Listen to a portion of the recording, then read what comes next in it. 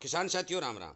आशा और उम्मीद करता हूँ कि आप सब ठीक ठाक होंगे। साथियों, आज हम चर्चा करने जा रहे हैं सरसों के भाव के ऊपर, क्योंकि उत्पादन का जो वीडियो मैंने पहले बनाकर डाल दिया है। साथियों, सरसों में आप क्या होते भाव होने की संभावना जो बन रही है वो मैं आपको इस वीडियो में बताने जा रहा हूँ। इसके जब हम सरसों का जिक्र करें उससे पहले मैं एक बात और आपको बताने जा रहा हूँ जो बहुत ही महत्वपूर्ण है। साथियों, एक मैसेज सोशल मीडिया के ऊपर वायरल हो रहा है कि महाराष्ट्र के अंदर 3 गांव के किसानों ने, 3 गांव के गरीब लोगों ने कोटा से जो सरकार गेहूं दे रही है वो गेहूं खाई और उनके सारे के सारे बाल उड़ गए। साथियों, ये अंतर्राष्ट्रीय मीडिया वाले अपने चैनल के ऊपर लगातार प्रसार कर रहे हैं। साथियों, ये सिस्टम क्या चला, ये मीडिया किसान के पीछे क्यों पड़ी है, मैं ये बात पूछना चाहता हूँ। साथियों, भारत को गेहूं खाते हुए इतने वर्ष हो चुके हैं, आज तक किसी के बाल नहीं उड़े। और जिन आदमियों ने वीडियो बनाया है वो क्या खाते हैं? वो बाजरा खाते हैं, वो चना खाते हैं, ग्वार खाते हैं, वो भी तो गेहूं खाते हैं, उनके बाल क्यों नहीं उड़े? साथियों, इस तरह की झूठी सिकोडीन नाम का पदार्थ पाया गया है जिससे बाल उड़ जाते हैं। साथियों, ये क्या सिस्टम चल रहा है? किसान के अनाज की बिना मतलब से बदनामी की जा रही है और वो ये कहते हैं कि पंजाब और हरियाणा से लाई गई गेहूं इन्हें दी गई थी। साथियों, पंजाब और हरियाणा से लाई गई गेहूं तो वर्षों से लोग खा रहे हैं। पंजाब और हरियाणा दोनों ही राज्यों ने अपना जी तोड़ मेहनत करके देश के हर एक आदमी का पेट भरने का काम किया। आज उन्हीं किसानों के अनाज के ऊपर ये ब्लेम लगाया जा रहा है कि इससे बाल उड़ते हैं। साथियों, आप एक बात समझने की कोशिश करो। सबसे पहले अमेरिका ने भारतीय सरसों के ऊपर बैन लगाया था। उन्होंने ये कहा था कि इसके अंदर एक ऐसा पदार्थ है जो खाएगा तो तबीयत खराब हो जाएगी, सरसों। और वो अपने उन्होंने क्यों लगाया था? वो इसलिए लगाया था कि उनको अपनी सोयाबीन बेचनी थी। उन्होंने सोयाबीन बेचने के लिए सभी यूरोप के देशों ने सरसों के तेल के ऊपर खाने पर रोक लगा दी थी। आज गेहूं का सिस्टम देखिए, हमारा अनाज हम खाने वाले, हम पैदा करने वाले, और हमारे ही लोग हमारे ही ऊपर ब्लेम लगा रहे हैं कि इस गेहूं के अंदर ये चीज है। साथियों, विदेशों वाला कौन खरीदेगा? किसान को मारने की अच्छी तरह से साजिश रची जा रही है जिसमें कोई दो राय नहीं। मैं स्पष्ट भाषा में कहना चाहता हूं कि इस तरह के जो वायरल, जो टीवी वाले, मीडिया वाले जो चला रहे हैं, उन्हें सोचना चाहिए कि आप क्या खा रहे हो। आप गेहूं खा रहे हो तो आपके बाल क्यों नहीं उड़े? आप वो गेहूं कहां से लाए थे? क्या वो जम्मू कश्मीर में पैदा हुई थी? वो पंजाब, हरियाणा और राजस्थान की धरती से पैदा हुई थी और वही आप खा रहे हो तो आपके बाल क्यों नहीं उड़े? साथियों, इस तरह के भ्रमित वीडियो जो फैलाए जा रहे हैं, मेरा आपसे भी निवेदन है कि मैं किसान की आवाज़ इस चैनल के माध्यम से सोशल मीडिया पर लगातार बुलंद कर रहा हूँ और उठा रहा हूँ। इसलिए मेरी ये आवाज़ हर जन जन तक पहुँचाने के लिए इस वीडियो को ज़्यादा से ज़्यादा शेयर करें और इसी तरह की जानकारी आपको मिलती रहे। और आप किसानी समर्थन होकर इन जो गलत प्रचार किसान के खिलाफ किया जा रहा है उसका विरोध करते रहे। इसलिए इस चैनल के साथ जुड़ करके, सदस्य को बढ़ा करके इस मुहिम को आगे बढ़ाएं। साथियों, बात करते हैं सरसों की भाव की। 1 मार्च से सरकार एक्सपोर्ट ड्यूटी बढ़ाने की विचार कर रही है। 8 और 10% ड्यूटी बढ़ सकती है। मैंने 2 महीने पहले एक वीडियो बनाया था, आप निकाल के देख लेना। 2 महीने पहले एक वीडियो बनाया था और उस समय मैंने कह दिया था कि सरसों के किसानों को भाव के हिसाब से अब की बार नुकसान नहीं होगा। बिजाई कम है, मैं मानता हूँ, कुछ जगह कम बिजाई के चलते भी सरसों का प्रोडक्शन ठीक निकलेगा। बाकी 70% एरिया के अंदर मरगोजा की मार बहुत बड़ी भयंकर रूप धारण कर रही है। उतारा घटेगा, बिजाई भी कम है, उतारा भी घटेगा। और मैं ये भी कह चुका हूँ कि 60 और 70 लाख टन से सरसों ज़्यादा पैदा नहीं होगी।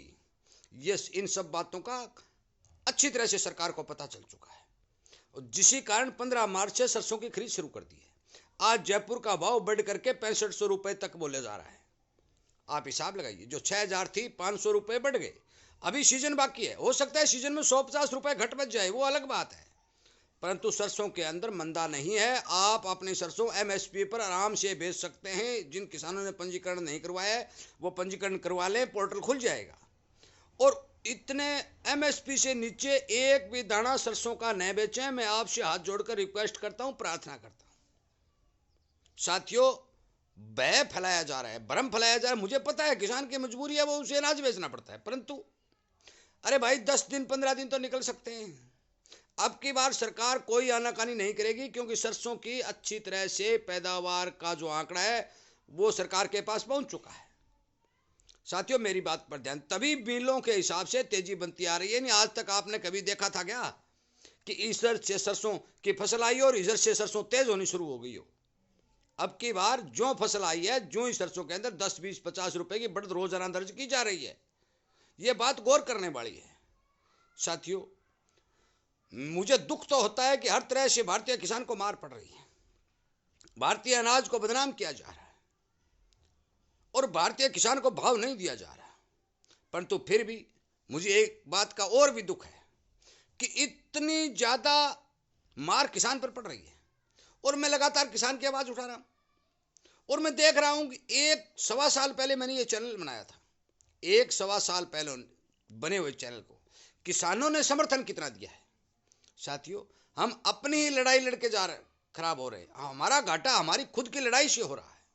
किसान नेता जो आंदोलन करते हैं, मैं उनसे भी कहना चाहता हूं कि आप भी इस तरह के भ्रमित वीडियो जो मीडिया में फैलाए जा रहे हैं, उनको रोकने के लिए सरकार से मांग करें। नंबर 1।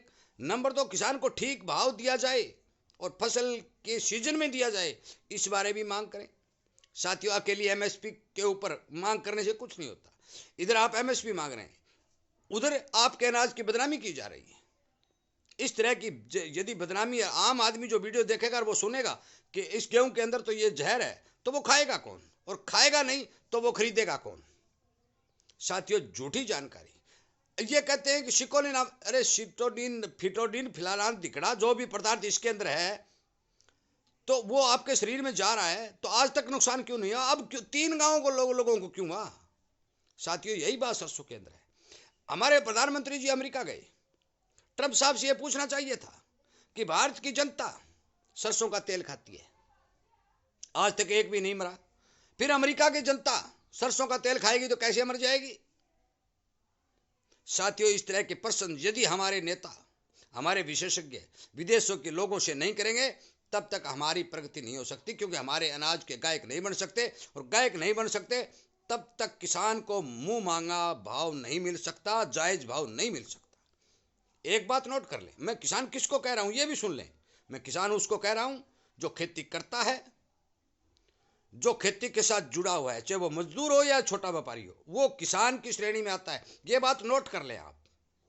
कई भाई ये प्रश्न करेंगे या मन में सोचेंगे कि खेती करने वाला जाट किसान, जाट का इसमें कोई मुद्दा नहीं है। इसमें मुद्दा है खेती के साथ जुड़े हुए आदमियों का। साथियों, मैंने सरसों के बारे में आपको नई अपडेट दी कि सरसों के अंदर दूर दूर तक मंदा नहीं दिखाई दे रहा है। उन्हें क्या कर दे सरकार, इस बात का कोई पता नहीं। यदि 1 मार्च से ये ड्यूटी बढ़ा देते हैं, 10% बढ़ा देते हैं, तो 200-300 रुपए सरसों और उठ जाएगी। और एक बात मैंने ये भी बताई कि गेहूं के बारे में जो दुष्प्रचार किया जा रहा है, मेरा आपसे हाथ जोड़कर निवेदन है कि मैं फसल के बारे में, रोग बीमारी के बारे में, सरकार की नीति के बारे में, और जो गलत प्रचार किसान के विरुद्ध किए उनके बारे में लगातार सोशल मीडिया पर किसान की ताकत बढ़ाने के लिए काम कर रहा हूं। और मेरी ये लड़ाई जारी रहेगी। मेरी ये लड़ाई जो किसान के खिलाफ बोलेगा उसके खिलाफ जारी रहेगी। इसलिए कृपया करके हमारे इस किसानी चैनल का समर्थन करके, इसे सब्सक्राइब करके, ज़्यादा से ज़्यादा लोगों को जोड़ करके, ज़्यादा से ज़्यादा लोगों तक पहुंचा करके, किसान हित में काम करके हमारी ताकत को बढ़ाने का काम करें और अपनी आवाज़ को दिल्ली की सबसे बड़ी गद्दी तक पहुंचाने का काम करें, ताकि उन्हें इस बात का पता चल जाए कि यदि पत्ता भी हिलेगा तो किसान जागरूक है, उसे पता चलेगा। कृपया करके ज़्यादा न कहता हुआ मैं इस वीडियो को विराम देता हूं, और मैं उम्मीद करता हूं कि मेरी बातों पर आप जरूर ध्यान देंगे